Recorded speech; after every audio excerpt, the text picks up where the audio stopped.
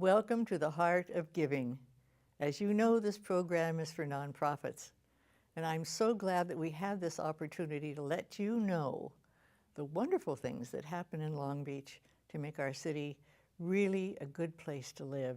And it's because of the people that volunteer their time and people that take care of the things that need taking care of that the government doesn't pay much attention to sometimes.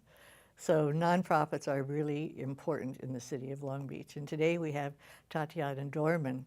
And Tatiana has been at the WomenShelter for a long time, and she is the associate director now, right? Yes. Well, I know that the WomenShelter, and actually we have had a chance to talk about the WomenShelter on other programs and earlier on. But the WomenShelter in Long Beach has grown, and it's grown in the number of people that utilize The services. But also you've increased your services. So bring us up to date. How many women do you accommodate? How are you finding the trend is different? Are there children involved? And tell us a little bit about it so I can Absolutely. so we can know more before we start Yes. on what's new. Now we are providing services to about 120 adult clients through our Domestic Violence Resource Center. 120? Adult clients. And our name, WomenShelter, isn't truly representative of all of the clients we provide services to. We offer comprehensive case management and victim services to not only women, but to male victims of domestic violence, members of the LGBTQ community, and to children who are victims of domestic violence. And at our emergency shelter, we're able to house up to 28 individuals. And what's the difference between the emergency shelter and the 100 and over 100? That's a good question. The emergency shelter is a place, a safe house for those who find themselves in a dangerous situation. Their life, the lives of their children are in jeopardy and they need to leave immediately. And that is the purpose of emergency shelter. They're able to leave, enter our shelter for 30 to 45 days, and they are provided with intensive victim services 24 hours a day during their time with us. Whereas clients at our Domestic Violence Resource Center, it's a non-residential program. So they live within the area and they're coming to WomenShelter for support groups, peer counseling, legal advocacy, health advocacy, and other type of workshops and trainings. So for your emergency, what was the number of people? Up to 28 individuals. But they don't stay there permanently. They can have a certain amount of time. Right, it's 30 to 45 days. Okay, but there's a great deal of assistance at that time. Yes, And children. Yes. When they enter shelter, each family is paired with a case manager, and it is the job of the case manager to work with the client to meet all of their immediate needs. And during this time, and what are those immediate needs? So applying for a restraining order, meeting with law enforcement, social workers, making sure that the family's medical needs are met. And then, of course, to find a safe and sustainable place for them to transition into after shelter. Do they,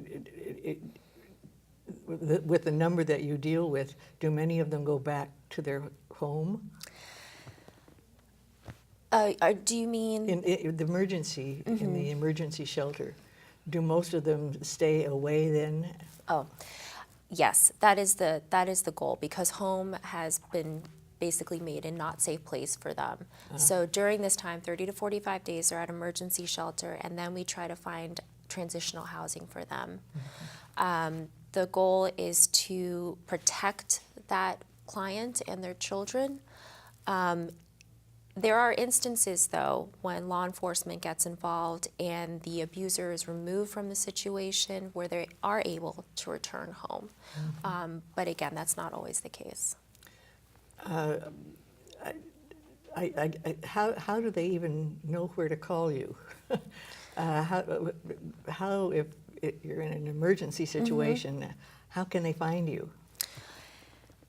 Through a variety of different sources. If they call 911 in their immediate need of services, So it can be through 911? it can be through 911, it can be through 211, it can be through online. You can find your nearest domestic violence emergency shelter online.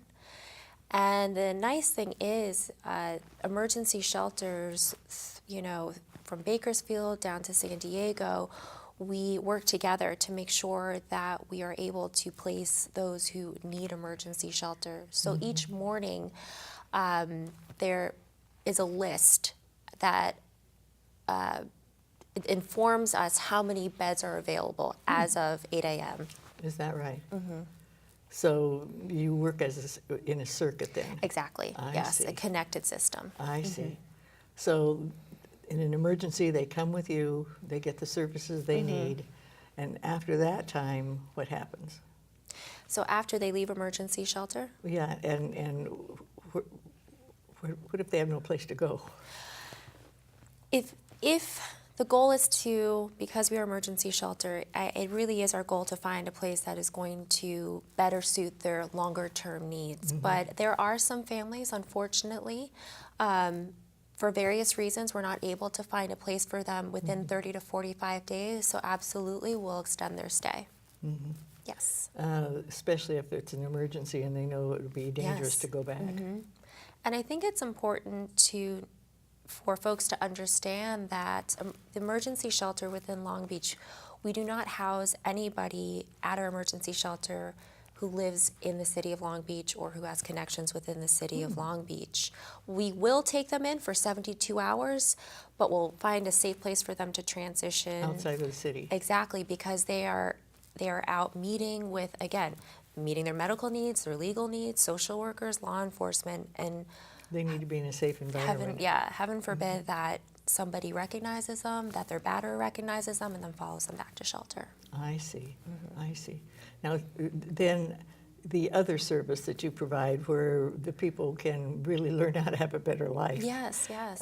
What are those? So at our Domestic Violence Resource Center, these are for clients who are not in immediate crisis. They're maybe one step removed from that, but they're still suffering the effects and trying to move past the trauma. They come in, they're offered support groups. They are able to share their stories with other survivors of domestic violence. They meet with a case manager, an advocate, and they're trying to work through their issues and remove as many barriers to their self-sufficiency as possible. And how do we do that? You know, what does that look like? For each client, it's different. Oh, of course. Yes. Perhaps it is enrolling in school. What is, you know, how do I do that? How can I afford to do that? So really looking at the resources that are available in our city. And you do this for men also? Yes, we provide services to male victims of domestic violence and members of the LGBT community, and comprehensive, all the services we provide to adults, we provide to children. And you told me outside Yes. a little about the new program that utilizes an interesting environment for the children. What is that? Of course. Tell us. So it's a pilot program. We don't have a name for it yet, but it is such a special partnership. We're working with the SPCA LA. They're bringing in pets, dogs that are in their shelter. They're up for adoption and bringing them to work with our children. Our children are in turn training them so they become more adoptable. So how to sit, how to stay, basically good manners and behaviors. And the relationship is very rewarding. A, because the dog becomes more adoptable, and secondly, for the child, a feeling of accomplishment, success, and learning very important skills, how to be patient, how And to use kind, words, and and be not kind. holler at the dog. Exactly, because everyone learns at different paces, right? And the hope is that they use those same skills they develop working with the pet in their human relationships. And have you found this to be true? Well, it's a pilot program, but the response has been very positive. Well, I'm sure the children love it. Yes, they're very happy and they're very excited. And it's special because not many of them have had any exposure to pets, to dogs, and providing them with this opportunity so that they can be more comfortable.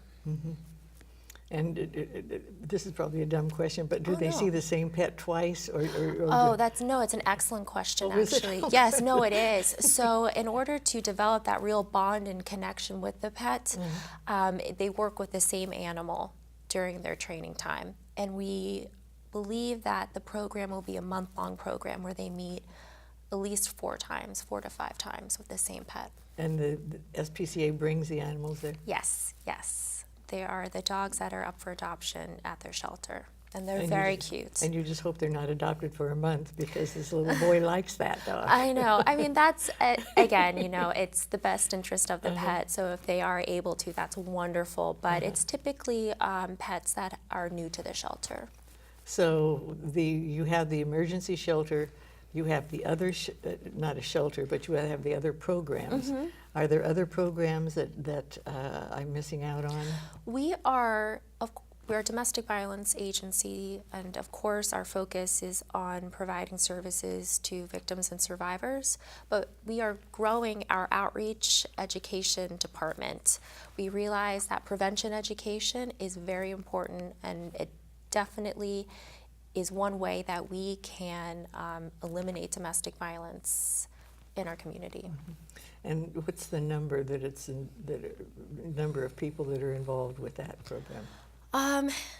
Right now it is about 3 people who are actively out going into the community and educating and doing presentations and workshops. But in your program where they meet together and work together and share how they are now and how they were, how many do you have involved in your program?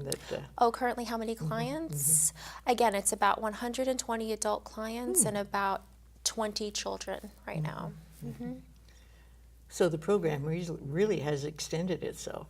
Absolutely. There is an enormous need for these types of services because they are free. And the thing with domestic violence is it's about power and control.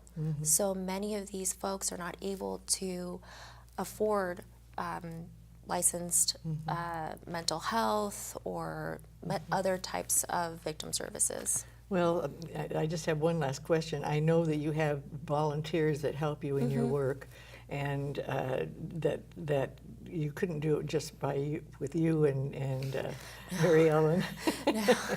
So you have many people involved from the community helping you. We would not be able to do our job without the tremendous support from the community and volunteers and donors and anyone who provides support. They play an integral role. That's wonderful. Well, thank you, Tatiana. Thank you so much. Oh, I'm so glad. And you're keeping up with what's happening in the world through your services. So thank you so very much. Thank you. And we'll be right back.